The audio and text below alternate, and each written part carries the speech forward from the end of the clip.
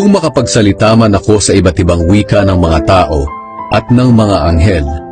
ngunit wala naman akong pag-ibig, para lang akong batingaw na umaalingaw-ngaw o pompyang na tumataginting. Kung may kakayahan man akong maghayag ng mensahe ng Diyos at may pangunawa sa lahat ng lihim na katotohanan at lahat ng kaalaman, at kung mailipat ko man ang mga bundok sa laki ng aking pananampalataya,